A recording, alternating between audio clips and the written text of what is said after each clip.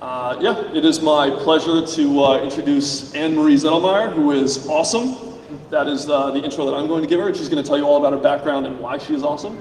And I'm really looking forward to this. So everyone, welcome Anne-Marie. Yeah.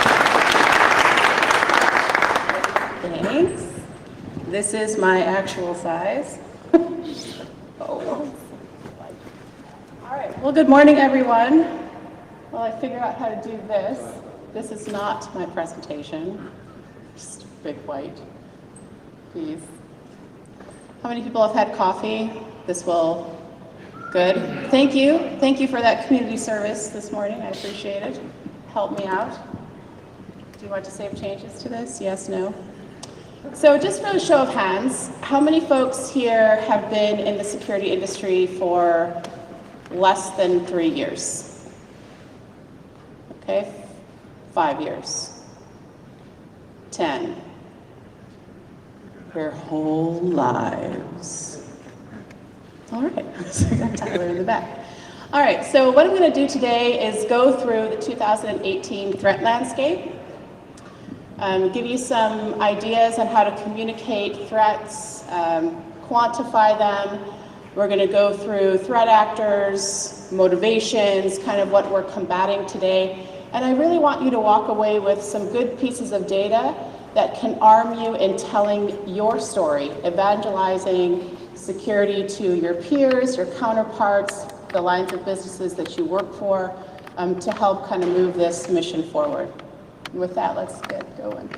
So this is me, 19 years of tackling the tough stuff.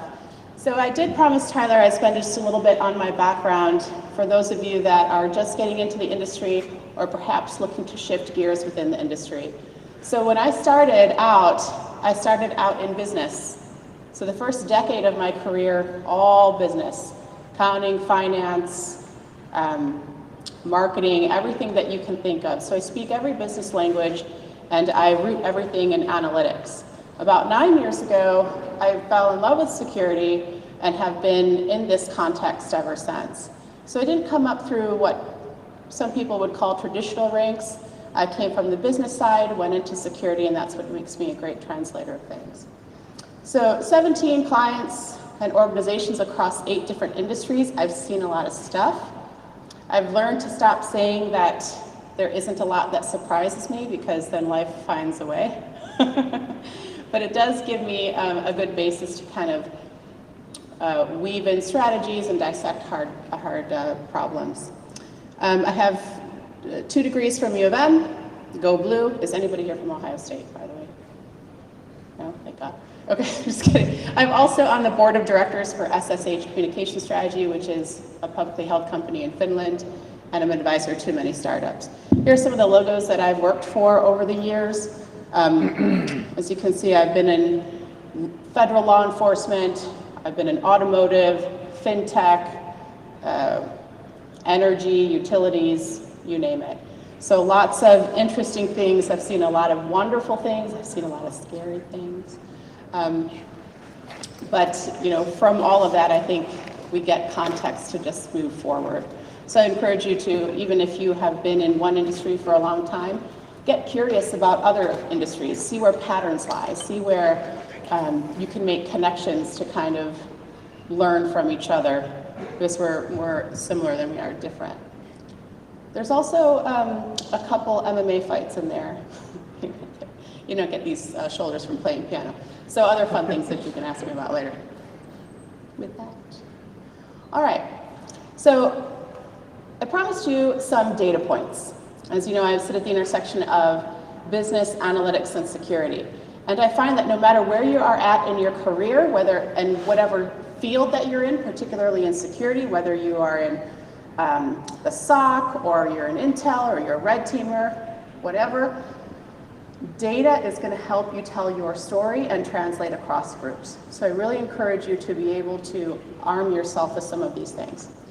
So looking at the numbers, how many of you in your organizations focus on breaches versus compromises of any type?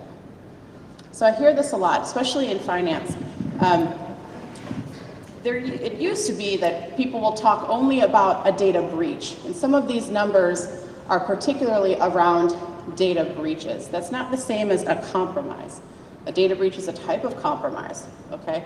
So I want you just to kind of grok the difference there. So a breach, of course, is exfiltration of data. A compromise could be destruction or what have you. And we have different levels in the audience today, so I'm just going to break it down a little bit. So what's happening? We're discovering more of our own breaches, which is good. Previously, we've had a problem of more of the breaches being recorded and told to us by industry. We can talk about a little bit why I think that is. So we're doing better at that, according to FireEye, but it's taking a lot longer and it's costing more. So we talk about dwell time. Does everybody know what that is? And what mean time to identify? Depending on the study that you're going to look at, and on this slide, I took data from 5 different studies. Of course, FireEye, MTrends, Verizon Data Breach. The Ponemon Institute does a study every year. It's commissioned by IBM, but I think their methodology is pretty good. And of course, there's some stuff from Carbon Black and NTT throughout the presentation. You will hear in industry a lot of numbers thrown out. So we're just going to pause a little bit about data. Whatever study you're looking at is going to be influenced by whoever is creating it. Okay, so their particular data set is going to be what's on the screen, right? That's logic. It's also going to have a spin on whatever they're trying to sell. So I say that in case you're in a situation where you're talking to the CISO, or you are the CISO, you're talking to the board or whatever, and they, challenge your data or challenge your numbers. I want you to think directionally when we're talking about analysis. And that way you can understand the caveats when people challenge whether it's like 100 days of dwell time or 179 days. Trends are what matters here, okay? So according to FireEye, is this a pointer? Oh, okay. So according to FireEye, which has a smaller data set, breaches are being identified internally more so than out. Oh, that should be internal versus external. So previously, only 42% were identified internal. Now I know that says third parties. That should say not third parties. And that's improving. So that's good. That means we're getting better at detecting. Though some of you may be feeling in the room, is that really true, right? Is it true? Or is it that we have to disclose more? There's a difference between causation and correlation. So as we go through these things and you think about how it relates to your own experience, I encourage you to question studies, question data, and what is actually happening here. Increase in dwell time. So this is defined as during an investigation when you have the first evidence of a compromise, the first action, to when the organization realizes it's there, either from internal sources or external sources. In the MTrends and FireEye Mandiant world, they use median, which is not the same as an average, and they talk about dwell time. Other organizations talk about mean time to identify. Okay, so the point here is it's taking longer. Ponemon says 179 days in their data set, FireEye says 101, but both have increases from 2017. So why is that? We have these huge tech stacks that are growing, right? I think in an organization that has more than 30,000 people or 20,000 people, it's APT, see, they don't like this. That's going to have a tech stack that's north of 200 tools. Has anybody else seen that before? A tech stack of 200 tools? Yeah, it's amazing. So what kind of complexity is in there? And yet it's taking us more time to find these things. And of course, as the time for attackers to be in your network increases, so does the cost. And we see that as a correlative factor in the average cost of a data breach. So 4% increase year over year in that. What's interesting here, you'll see numbers like $148 per record for a data breach, right? In the United States, that's global. In the United States, it's 233. When GDPR comes into play and you fail to notify in a specific period of time, that could be 4% of your revenue. That's going to make your CFO scream, or $20 million, whichever is more. These things can help you increase budget, resources, and kind of make the pitch, for you to actually perform security and get support. So that's why I spend a little bit more time on this slide. It's important to know that when you see things like this, you have to contextualize it for your specific industry and your specific country. So you may say someone that says, oh, it's 148, US is 233, financial services is 245 per record. Now, obviously, when you get to scale, right, and you get to huge breaches, mammoth breaches like Facebook and whatever, the cost average goes down lower, but we're at 350 million at this point, and who cares, right? Dollar per record. The average cost in the US on their 2,000 data points is 8 million a breach. That's 6% increase year over year. If you've ever looked at your company financials, 6% increase in revenue or anything like that, or cost is huge. So this is another thing that can resonate when you're saying, I need more resources, I need time, I need support. Okay. Lastly, we see a huge growth in ransomware becoming multi-billion-dollar business. What's even scarier than this, so 2017, 2018, the estimations for ransomware losses are between $4 and $6 billion with a B, like base, right? But something like NotPetya, which is not technically ransomware, which was destruction for a motivation, $10 billion in loss. We're going to go through some of those examples in a minute. So key points here. I know there's a lot of conversation between insider threat and external. External still dominates at nearly 3/4 of all breaches are carried out by outsiders. Of those, 62% of the outside actors are organized crime, not nation state. Now, nation state sometimes, and I predict in the future will many times, employ organized crime and crime as a service avenues. So attribution is going to get messy. But the point is, 3/4 are still outside, but that means nearly 1/4 are inside, malicious or not. Okay. And then, of course, they're still going after database and web servers, right? That's a third. In this data set, point of sale systems, which are applicable to financial, obviously, and then no surprise here, healthcare, finance, and professional services as top targets. I also see a huge increase in energy and ICS, which is a very big passion area of mine because it involves human life implications. So if you are into that field, keep an eye out. And there's a lot of momentum there as well, both in research and regulatory aspects. Okay, so that was a lot of data. Hope you took a picture of that slide. All right, so understanding the threat landscape. Who and what are the sources of the threats? What is the motive and objective? What is my attack surface? How are they completing their mission? And we'll go through kind of what some of the current breaches and campaigns are, and then what the trends are for later and kind of how to deal with them. Okay, all right. So how many people have seen a slide like this before? How many people have been asked to explain threat actors and motives to their teams? It's kind of a struggle sometimes, but it helps build confidence in what we're defending against from the business perspective. So these are loose categories, and you'll see, if you're in Intel or researching in the space, you'll see these categories start to blend. But I think it's helpful, again, when you're translating out to the people that we protect to identify who's attacking and why they might attack, right?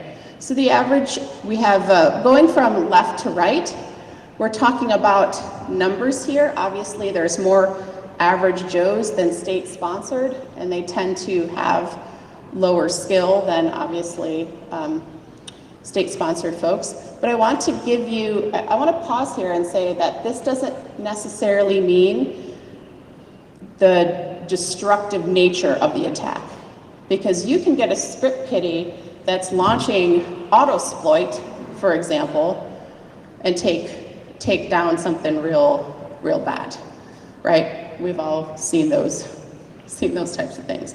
So quantity does not mean severity, and skill does not mean severity, right? At DEF CON this past month, we saw an 11-year-old hack into an election system simulation, right? And you can, I mean, how many times have you seen even an insider sort of fat finger something, do something bad, right? All right, so the average Joe is usually not malicious, they're kind of curious. They could be an insider or a third party, and they generally are trying to go for speed, convenience, or they just don't care. So when I think of this, I think of shadow IT, shadow networks, people are there going around the system if they're inside just to make it easy. These are the people that sort of going to go like, thanks security, that's great, but I'm going to go ahead and just launch this hack myself or throw up this little EC2 instance, and I don't care what you say. They're friends. The other folks are, next category is script kiddies. These folks are usually motivated by opportunistic means, right? They could be beginner to mid-level. Sometimes they're looking for notoriety or just curiosity. These are folks that maybe are over here or that are interested in challenges or what have you, and they want to get bragging rights. You see them on forums, they want to test their skills, but they can be quite destructive. We talked about autosploit. Has anybody seen autosploit attacks so far? Right?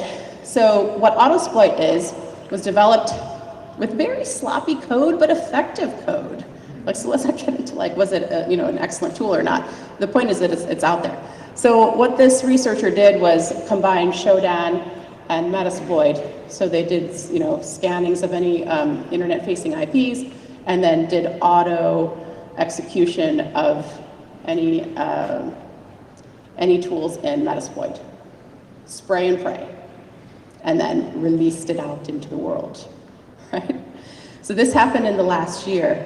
And if this isn't on your radar, it should be, because this is a great way to encourage patching in your organizations, right? How many people say this is not going to attack us, we don't need to patch right away, it might break, right, blah, blah, blah, blah, it's not exploitable in the wild. This is a great comeback to that. Lone actors, these could be malicious outsiders or insiders. They could also be outside researchers, right? Think of Chris Vickers or Vickery. Sorry, I always do that to him. My bad. Where he's scanning for unencrypted S3 objects in the cloud and wanting to disclose proper vulnerabilities. Or it could be an insider threat. How many people have heard of the Waymo versus Uber issue, right? Stole all of the IP for auto-driving cars and took it with them to Uber, got indicted, huge amount of loss there.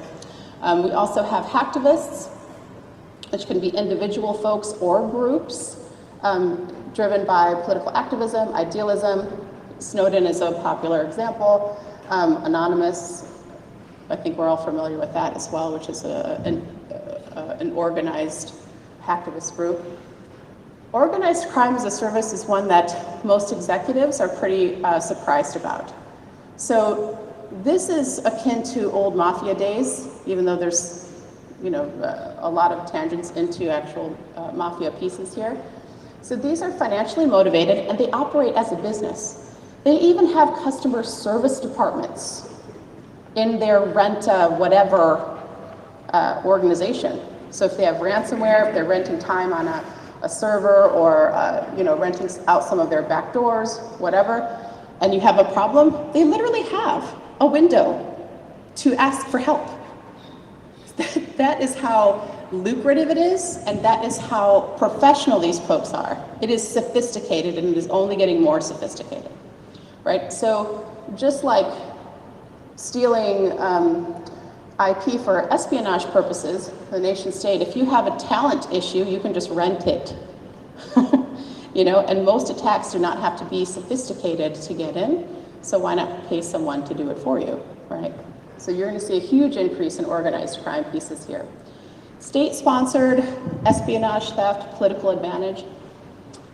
What I find interesting here from a business perspective is that how many people have heard the objection from the business? Hello. 15. I don't know why he wasn't doing that earlier. I don't know why it's not. Oh, yeah. I'm sorry. Oh, there we go. That's okay. How many people here have heard one of their customers, clients, whomever, say that I can't possibly be a target, so security is not a big deal? Oh, okay, a lot of hands on that. My favorite example to tell is DuPont. So DuPont, in the last 24 months, had a Chinese national arrested and deported for espionage in DuPont paint. Why? This person was sent in as a contractor, you know, to as an architect to build out a site. The mission was to steal the formula for white paint. Now, from a consumer level, you think that's not a big deal, right? White paint, why would you do that? That represents 20 years of R&D for DuPont. White paint is actually very difficult to formulate and develop. So I find that to be an excellent example because it's just like, why would anybody do that? This was a targeted and very expensive campaign on purpose where an insider was planted by a foreign government to specifically steal this piece of IP. So I've seen cases where people steal organizational charts, right? And how businesses are structured. We tend to think about what are the golden nuggets of an organization, which we have to do and understand. But even if you feel like there's nothing really unique about the business, if you're operating well, why spend all this money on consultants to figure out how your organization should be operating when you can just steal best practices from the industry? And that's actually one of the top things that people go after, organizations go after. The other, another example here, I'm looking at Carrick, is the Shamoon attack on Saudi Central Bank, looking through a weakness through VDI, where this was specific disk wiping. So one is espionage for financial gain, the other was destruction. And those are often MOs for nation states. Okay. So on to one of major threat vectors, Layer 8 issues. So one of the most common Layer 8 issue or people issue is phishing. How many people love to tackle the phishing aspect? It's always a bear. So no matter how much tech we have in place, you will always end up with a good amount of people clicking, right? Because I will always make you click on something, right? It's just a thing. 60% of incident response engagements in the NTT study were related to phishing attacks. That's a big chunk. It's important to know, but look, 60% isn't all. Okay, so 40% in their data set didn't have to have any human interaction, right? So that's still CVE-based attacks or insider or whatever. 40% of the data breaches in Verizon's 2017 involved social engineering. Okay, so this is just, oops. This top piece, hello, is a subset of this, right? So you may hear that number, that 95% of attacks include phishing. That's not true. What the actual statistic is 95% of social engineering attacks involve phishing, okay? The point, but it's still a huge problem, right? That's why there's a whole slide to it. And most of the time they're trying to develop or deliver malware through phishing. And this is, of course, a multi-billion-dollar industry. This is a dated number, 5 billion due to phishing and email-related compromise. That's an FBI number, and it's a 5-year average. If you actually look through more data, you'll find that this is much, much higher, because you can get things like ransomware and not get delivered through phishing. Okay, so major hacks and campaigns in 2017. Again, these are sound bites that you can use to help tell your story. And given the different levels in the room, I think it's important to contextualize what's happening in the market so that you can protect against these types of things. So 3 major types of hacks we'll go over today, or breaches and compromises: data exfiltration, which we all know, funds transfer, and disruption. So the Equifax breaches, this is really interesting when we talk about why this happened, right? So the contributors, remember I used the word contributor because there's not only one reason why things happen, but this was an unpatched known vulnerability. How many of you are involved in your vulnerability management programs? How many of you beat your heads up against the wall trying to get people to patch? There you go. All right, so most companies, when they talk about patching, they have buckets of priorities, right? So a critical vulnerability might be 7 days to patch. It's never met. Some organizations have 30 days. I've seen very sophisticated organizations have critical patches open for hundreds of days, like 600 days. That's crazy. Right, this is where measurement is important. In this case, this particular CVE was rated an 8.4 on the CSS scale, okay? So when we talk about ratings for vulnerabilities, that puts you in the high category. It's a scale of 1 to 10, 9 and 10 is critical, 9 to 7 is high. So usually organizations will focus on the first 2, and then they have just millions of vulnerabilities open below that. We know that exploits for these, when I get objections from companies on patching, it's not critical, it's not on a critical asset, and it's not exploitable in the wild. This was true of this at this point, when you kind of bring this down on the patching list and priority. The reason why that excuse doesn't work anymore, though, is because we've had a trove of exploits leaked in various breaches.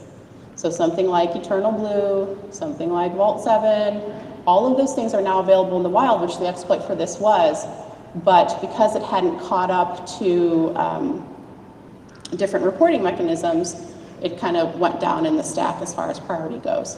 And so then they got owned. And everybody can get owned, but this is one of the things that you can use when someone gives you the objection that it's not exploitable in the wild. My answer to that is, how do you know? That's what they said. So this is a great thing. It also had a separate incident for Equifax a couple months later that involved a breach of a payroll division using single-factor authentication, right? So I mean, and that's lesser known, but it could have been equally destructive. Professional services we talked about as a targeted industry. Deloitte email compromise. The attacker was in the system for 6 months. They had access to all of the emails, all of them. There's 176,000 people in Deloitte globally. Think about what that attack surface looks like. 176,000, right? What's interesting, a key point here is that Deloitte was using single factor at the time, okay? And they were also migrating to Office 365 at the time. One of the predictions I'll talk about later is that, we have to balance the value of speed and security a lot, right? We have to negotiate that with our businesses. And sometimes we lose. But the value of being secure up front can many times outweigh the value of speed. And this is an instance where if you're distracted in upgrades, you're an excellent target. And this actually happens a lot, particularly when you have organizations that are trying to move to the cloud. Funds transfer. How many of you have heard about the SWIFT attacks? Yeah. So this resulted in $81 million, which actually should have been north of 100, right? But they were able to stop the attack or mid-attack because they had some decent failover processes. But $81 million transferred out of the Bank of Bangladesh in minutes. What's interesting about this is that, of course, they used phishing and unpatched systems, but this also involved a piece of weaponized hardware. Okay, like just a itty-bitty network device, not give too much information, that has a piece of malware on it, and it was put into the system. So when we talk about trusted devices and inventory of things, right, which is an accounting piece, the Bank of Bangladesh did not follow this. And so one of the network engineers just plugged into a device because he needed to make something work. There you go. I've also seen some significant ATM manufacturers where their online portal was selling weaponized ATM devices without their knowledge, right? So you have OEM and supply chain implications that people, may not think are actual and happening. They're happening, right? Even your electronic cigarettes. A couple of years ago, the charging mechanism was weaponized, right? Let's see some head shakes. Yeah, and what happens? Because you charge it into your laptop,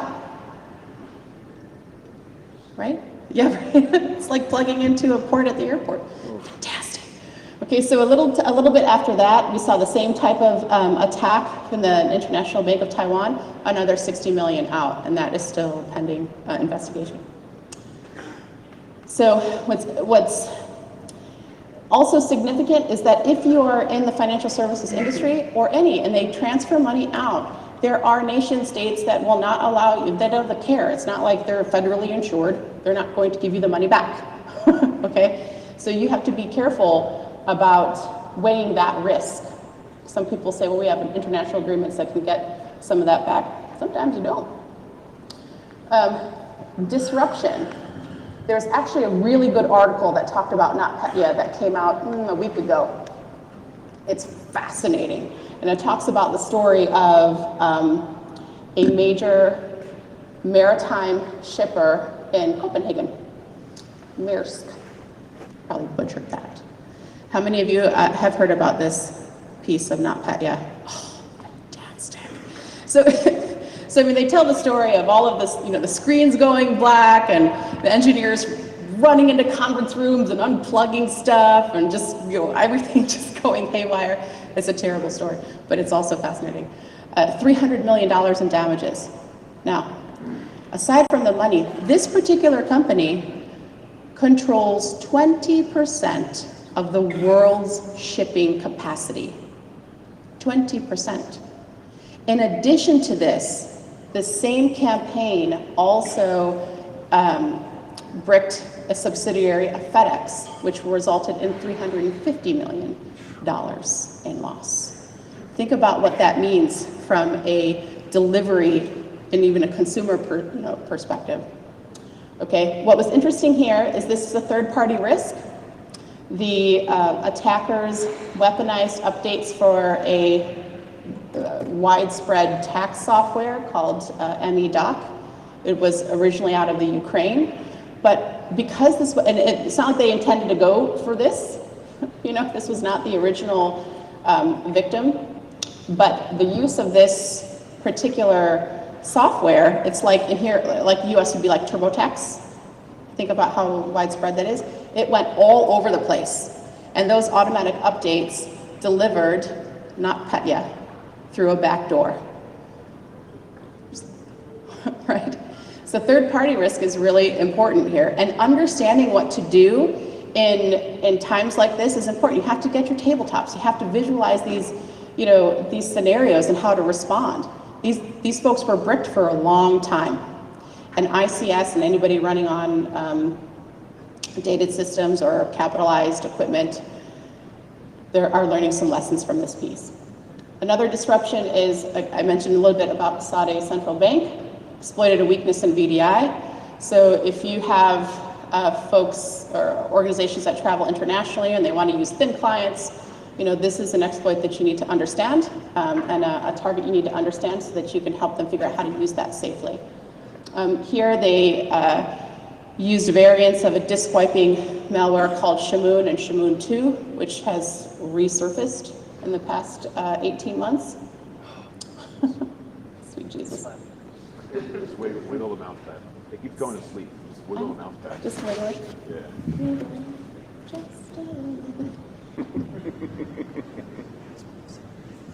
Someone doesn't like me talking about these things. All right. So, and that wiped a huge amount of critical infrastructure, and not just had implications to the Saudi bank either. So data exfiltration is sometimes what gets all the press. In fact, we saw a lot of the studies on breaches that's usually tied to this. But it can actually cost real dollars, not just in fines and costs of the breaches, but actually transferring money out. And of course, DDoS or disruption attacks are on the rise and are something that you really have to think about in today's world. Okay, so other major hacks and breaches other than campaigns in 2017. We talked about this trove of leaked government tools, okay, through shadow brokers and Vault 7. This can help you with that conversation of it's not exploitable in the wild, right? And there are different threat models that you can use to get people to patch. WannaCry and Petya, the target there was financial gain. Of course, they were both ransomware pieces. WannaCry affected 150 countries and didn't have a lot of financial loss initially, so you saw a lot of, people say, oh, what's the difference? What did they get, like $4? So big deal. But what it did was act as a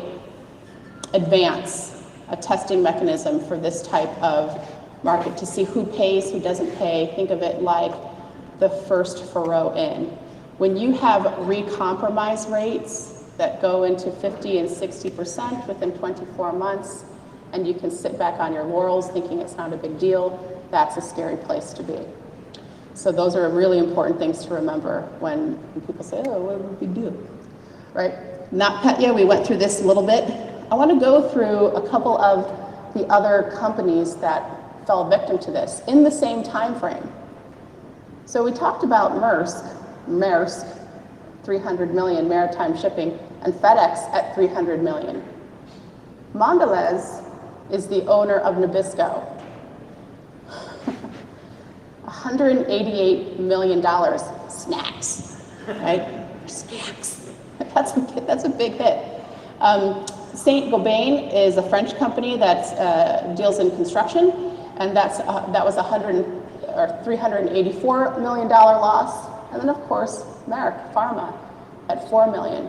This doesn't include, so all in all, in this, there was a White House briefing on this that quantified this at a $10 billion loss just for this campaign worldwide. This did include the hospital in Pennsylvania, the wind turbines in other areas of the country that fell victim to this. So, destruction, and this is the largest loss last year, destructive attacks. The bricking of environments, not just trying to steal your data, actually taking down your business. We also saw an increase in botnet campaigns with DriedX, which is also known as Crydex, which weaponized Word files in order to take over armies of endpoints. That was also part of phishing and spamming campaigns. We saw a lot of ATM-based attacks, both physical and network. How many people have seen the exploits at DEF CON and Black Hat where you spit out money in the ATM from across the world? Those are fun, right? But they're being commoditized. Those are the types of things that you can rent as a service. Easy. And how many pen tests have we seen where you can get root from an ATM on the other side of the world? Because we're not doing so well in getting rid of flat networks, right? We also saw some interesting cases with human error and weak controls. Who here is part of the team to get to the cloud in your organization? Well, God bless you guys that aren't part of it, but it's coming. So unencrypted S3 objects on public clouds Okay, this is not just an AWS issue, although S3 is AWS, but this is more about not planning strategically on how to use this new technology. Any issues you have with hygiene on-prem will be exacerbated in the cloud. So if you're messy on-prem and you don't tighten controls and understand how the business is working and configure security up front, you're going to have a hell of a problem going forward, because it is that much faster to create the problem. You don't have to rely on someone to rack and stack and run cable for you. You can just spin something up on a public-facing cloud. And here are some examples. So deep root analytics. Virtually every voter in the United States, 198 million people that have voted and ever voted in a United States campaign, your PII is out there. And not just your PII, not just your name and address, your favorite color, okay?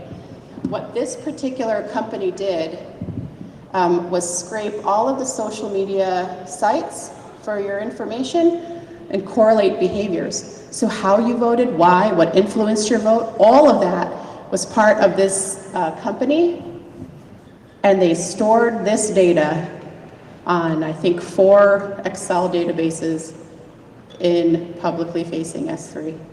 And Chris got a hold of it and told the company. But that was out there for quite some time. Scottrade, part of a third-party example that you can arm yourself with.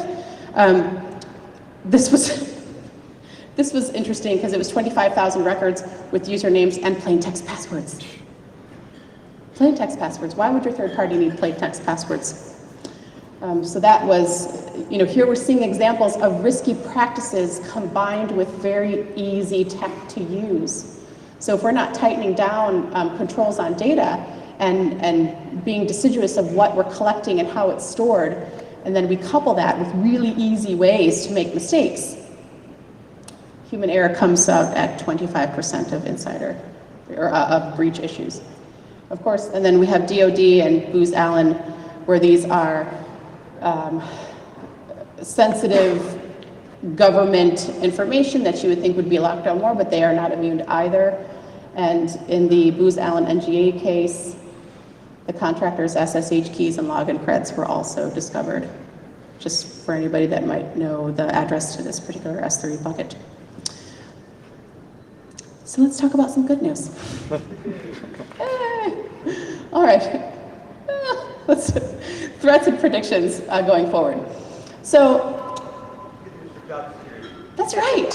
Why not? Of course, right? That's good. These are opportunities where you can rush in and help. All right. I focus a lot on the basics because we can get distracted by the sexy, right? But we all know that you can get really sophisticated tech and it not work at all if you have no visibility into your network. Why would we advocate for that? Unless you are going to just use the tech in a specific area of the network that you can clean up and have it effective. We really need to start managing expectations on what this means, right? And get the basics in as part of our funding. So phishing, unpatched known vulnerabilities, hygiene weaknesses will continue to be major vectors of compromise. I'm doing a talk with FBI later on this year on the future of cyber weapons. And a big part of that talk is they're still going to do the same thing.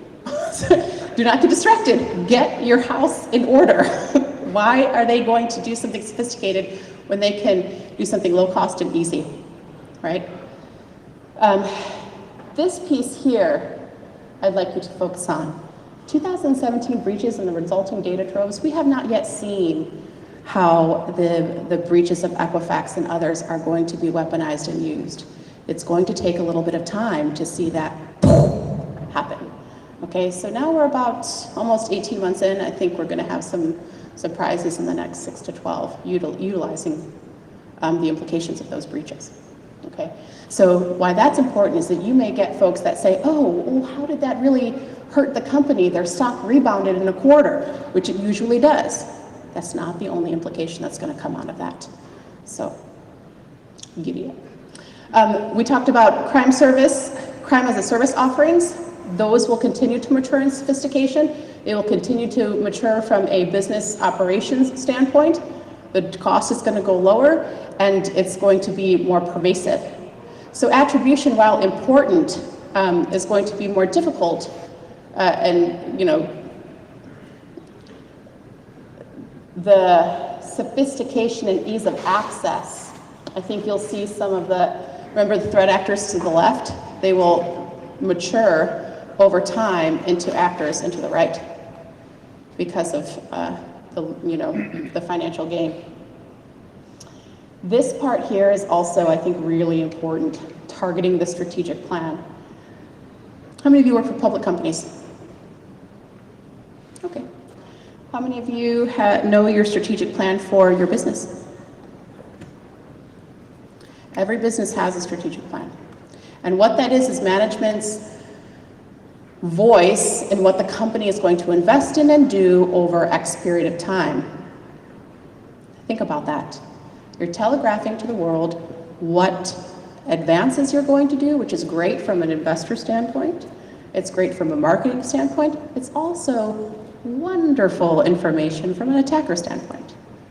If I know that you're going to the cloud, and that's your goal in the next 24 months, if I know that you are condensing your IT and your portfolio, I know, and you're particularly old company or have any insight into your company, I think I'm going to understand that that's going to be a difficult thing to do.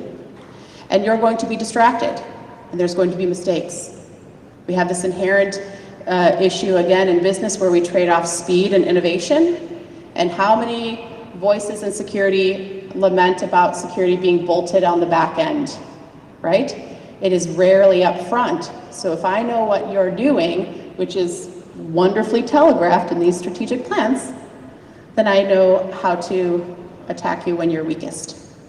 Because you're not going to be looking at me, you're going to be looking at whatever new shiny object you're trying to build, right?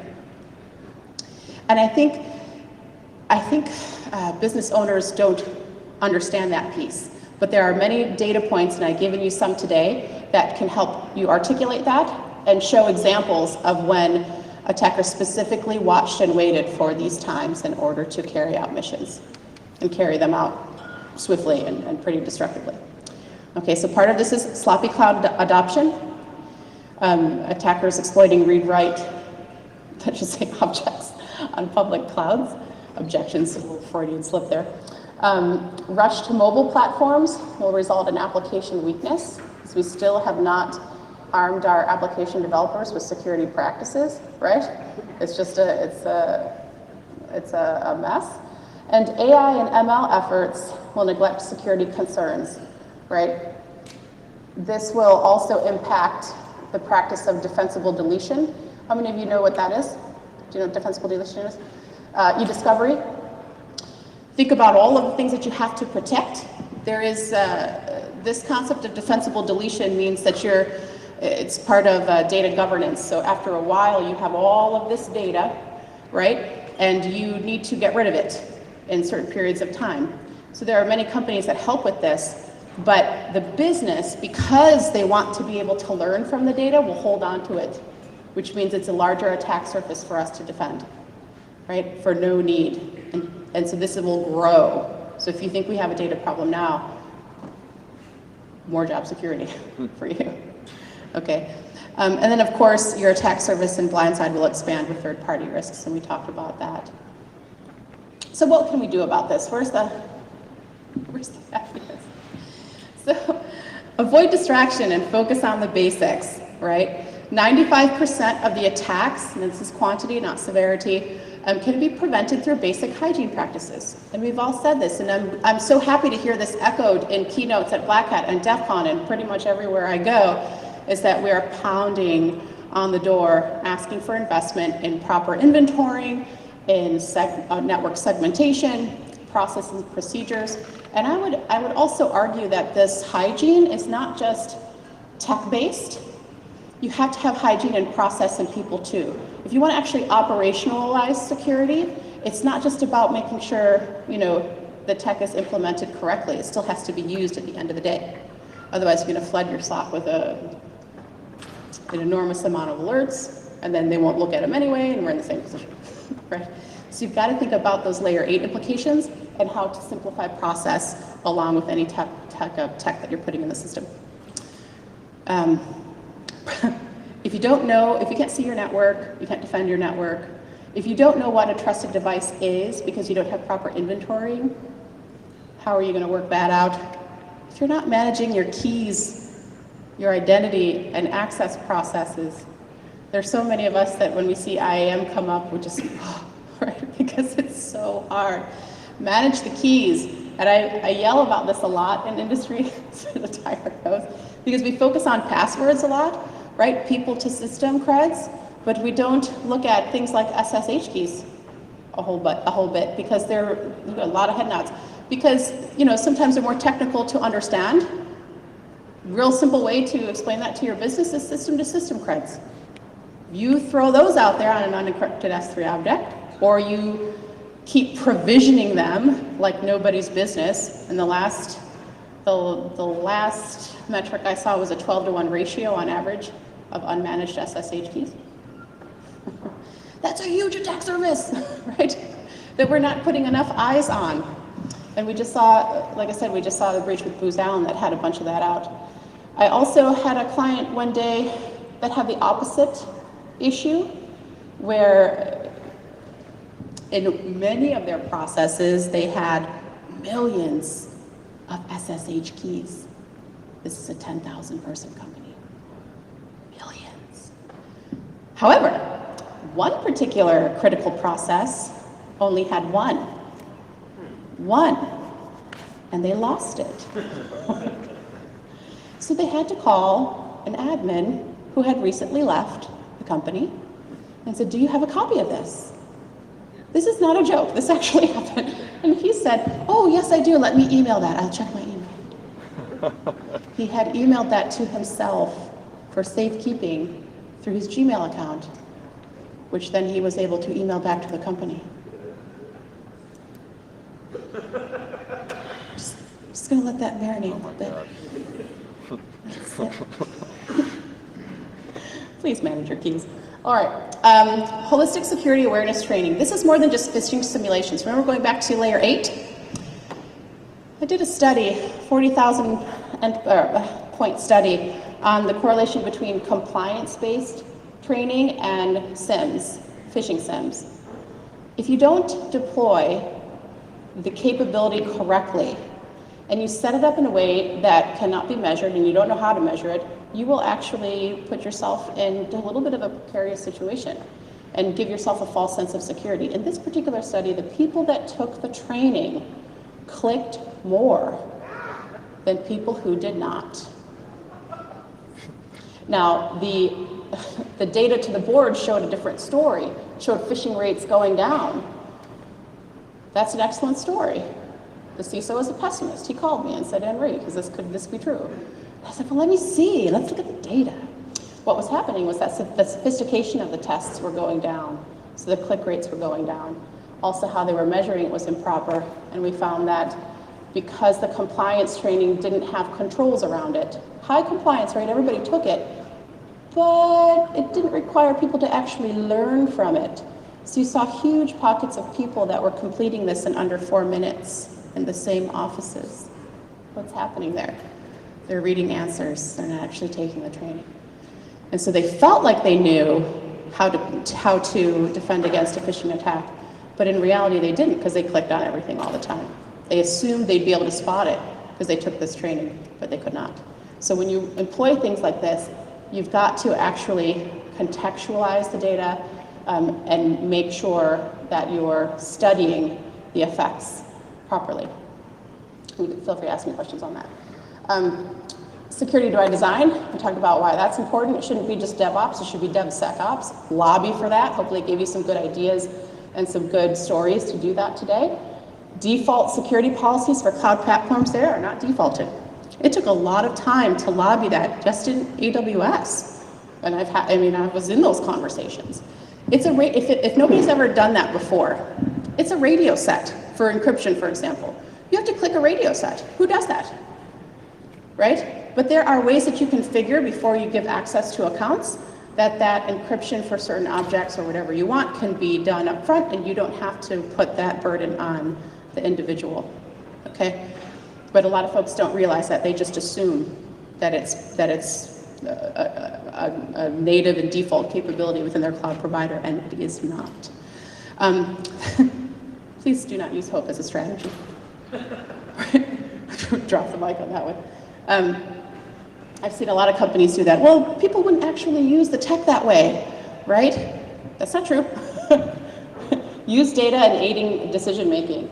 Start measuring the basics, weigh the risks of compromise with the benefit of speed. You may see a lot of studies come out that says, that being able to measure your security program is higher on the maturity level. You got to put that in up front. Or how do you know you're making the right decisions? Right? Doesn't mean you're not improving things. You just don't know if you are, and you don't know if you're making it worse either, in that sense. But please don't do that. Make sure you get answers. Be able to defend your decisions. Be able to assess your programs. Take responsibility of that. It's a hard thing to do. It's not intuitive, even though it may seem like it is. Get help to get this piece mature. Plan for the click, we talked about that, and plan for the compromise. You can put a lot of tech up front, but you need to plan for right of boom. How do you recover quick? How do you fix this? This is like the redheaded stepchild things, because it's not as sexy. You've got to know when to engage legal, HR, your C-suite, your board. Who do you call? Who's going to be in front of the camera? Who's going to call an audible? What do you do? GDPR is going to require this really fast because you have time clocks involved here. So with that, and a lot of words, I'm going to wrap up and pause for any questions. And thank you for letting me talk to you today.